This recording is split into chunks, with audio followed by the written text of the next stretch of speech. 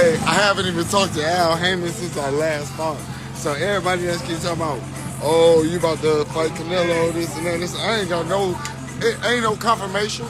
I'm in an island somewhere. Stupid ass boy. Come on, man. Yeah, chill out.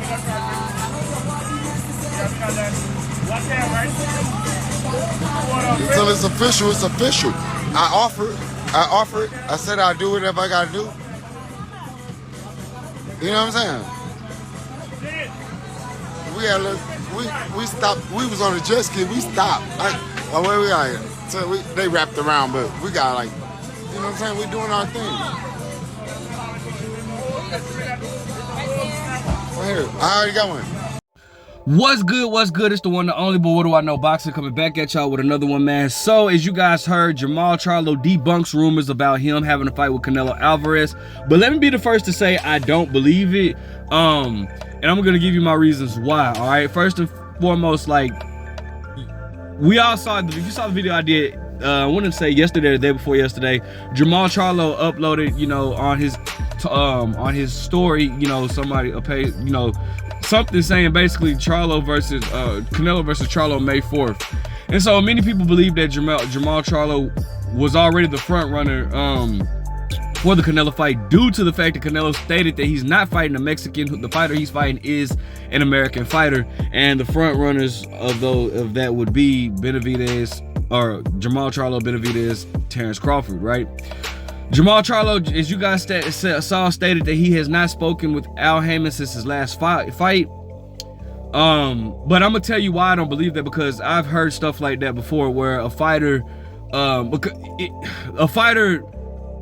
you know, it's rumors that a fighter is supposed to be fighting a top, you know, a A-level fighter, not A-level fighter, A-side fighter, and they come out and say, you know, nothing has been announced, nothing has been signed, or nothing, don't believe it, and then boom, like a few weeks later, it comes out that they are fighting the fighter. The thing about it is, a lot of people don't know, the B-side is not allowed to announce the fight when you're in a high-profile fight. When you're in a high-profile fight, it's the A-side has to announce it first, then the B-side can come on. So it could very much be that Jermall Charlo stated that, and Al Heyman might have been like, bro, you can't be announcing that yet. You know, you gotta wait for Canelo. On something that he already should know. You gotta wait for Canelo, and then once Canelo announces it, then you can announce it or whatnot. But let's play devil's advocate and pretend like it's not Jermall Charlo, even though I do feel like it's still Jermall Charlo. Well, what options would that leave? Because he stated that the fighter is American, that rules out Jaime Munguia. And I don't think anybody in their right mind thought David Morrell was going to get a fight with Canelo, so that rules him out too. Only two options that we have, if Jermall Charlo is not an option, is Terrence Crawford and David Benavidez. Now, again, I repeat myself, I feel like Jermall Charlo is the one that's going to get the fight. Regardless of what Charlo said, what he uploaded, I feel like Jermall Charlo is going to be the one that gets the fight. But for the sake of this video, we're pretending like he's ruled out, all right? Now, Terrence Crawford actually, another fight that I don't want to see, and the reason why I don't want to see it, but I believe that it could be possible, is first and foremost, I don't want to see it because Terrence Crawford is not even who's not even a career welterweight, has not fought above welterweight, right? That's moving up 3 weight classes. And for y'all that don't realize how significant that is, bro, I'm gonna tell you something. It's a difference between moving up from 135 to 147, because those are still smaller weight classes. The 147 pound division is still a smaller weight class. Anything that's under 160 is considered a smaller weight class. That's why 160 is called middleweight. But anything under 160 is considered a small weight class. So it's a difference between moving up from 122 to 130, like how Rigondeaux did with Lomachenko, 135 to 147, like how AB did with Paulie Malignaggi, and Shane Mosley did with Oscar De La Hoya, and all these great fighters. It's a difference between doing that, and don't get it twisted, it's still, you know, they have weight classes for a reason. It's still, you know, a significance to skip a weight class. But it's a difference between moving from a smaller division to still a small division, than from moving from a small division to a big division, all right? 147 is a small division. Super middleweight, you're considered big. That's a big division. So it's a difference. It's a bigger jump from moving from 147 to 168 with those big guys that are probably going to come into the ring at about 180, 185 in between that, right? Caleb Plant walks around about 184. I don't even want to talk about what David Benavidez walks around at, right? Canelo Alvarez walks around 184, 185.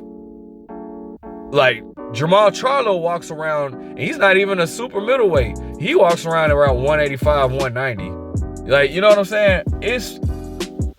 Bro, it is a big difference from jumping from the smaller weight class to the bigger weight class. Furthermore, I don't see how anybody can have full confidence in Terrence Crawford moving up to 168 because, bro, it's too much that we don't know. What am I talking about, bro? You don't know how that weight is going to affect Terrence Crawford's conditioning, his stamina, his mobility, his speed, his timing, his punch resistance. You don't know how that weight class can affect that, bro. I don't see how anybody is confident. Like, it's no way in the world. Now, if Terrence Crawford and Canelo Alvarez were in the same weight class, by all means, I would pick Terrence Crawford because Terrence Crawford has way too many tricks up his style, up his sleeve for Canelo Alvarez if they were at the same weight class naturally. But they're not, bro. It's too many questions that we have. We haven't seen Terrence Crawford fight above 147, so how the hell are we sure about him moving up to 168 to fight Canelo Alvarez? Bro, again, people have to realize they have weight classes for a reason, all right? I don't see this fight making any sense. No, let me not say that. I don't see this fight. This fight, everything is against Terrence Crawford. And Canelo Alvarez already stated he's not fighting him at a catchweight. He's not coming down to 160. It has to be at 168. It just doesn't, it's just too many questions that we don't have answers to for me to be confident in Terrence Crawford. And I love Terrence Crawford. Again, I'd be rooting for Terrence Crawford. I love Terrence Crawford. But it's too much that we have. It's too many questions that we don't have answers to for me to be confident in Terrence Crawford to beat Canelo Alvarez. And furthermore, like,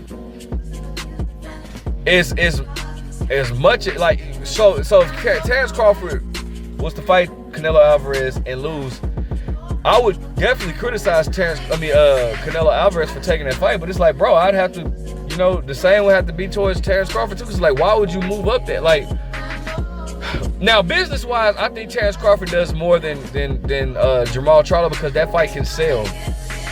You can sell that fight easier to a casual fan.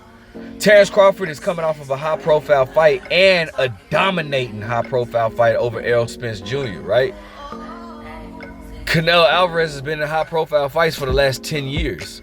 So you have two fighters coming off of high-profile fights, and the fact that the high-profile fight that both fighters were in, but I'm gonna go ahead and talk about Terrence Crawford. The high-profile fight that he was in that we've been asking for 5 years wasn't even a close fight. It's easy to sell, and on top of that, Terrence Crawford is an undefeated fighter. He has a big name. It's easy to sell that fight to a casual, but the hardcore boxing fans are gonna be the one to recognize and to realize, bro, this fight ain't worth a damn. Like, that Canelo wrong for fighting a freaking welterweight. But, I don't know. It is what it is. Now, once again, I'm going to keep saying this because I'm going to keep pushing for it. There is a fighter that Canelo can fight that would shut up anybody. I'm going to tell you something, bro. And I'm going to take it a step further. Let's say Benavidez comes out and said, like, if he was to be like, I'm struggling to make 168, and Canelo Alvarez fights him. Yeah, you'll have people say, oh, he fight him when he's struggling. Now that he's struggling, he wants to fight him. But guess what, bro? You still can't say, you wouldn't have an argument to stand on because, bro, this is the fight that we've been asking for. So I just feel like if Canelo Alvarez fights David Benavidez, he shuts up all critics, bro. It's nothing else that could be said. Nothing else that could be said. You can't, bro, you can't complain about nothing at all. At all. So why not take that fight, bro? Is it because he's too dangerous?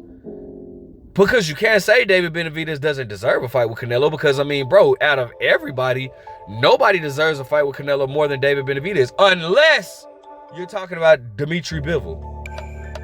That's the only fight that I will accept Canelo Alvarez taking over David Benavidez is Dimitri Bivol, because Dimitri Bivol does have a win over Canelo Alvarez. So that's the only one I would accept. If it ain't Dimitri Bivol, nobody deserves a fight with Canelo Alvarez more than David Benavidez. So why can't we get that fight? I'm gonna keep pushing. I'm gonna keep standing on it, because we need this fight. And nobody, y'all not finna try to keep doing this double standard stuff where you would call out any other boxer, but y'all don't want to call out Canelo for the stuff that he's doing. Like, no. Let me know what you guys think. Make sure you guys like, comment, subscribe. Who do you think Canelo is fighting next? Who do you want to see him fight next? But what do I know?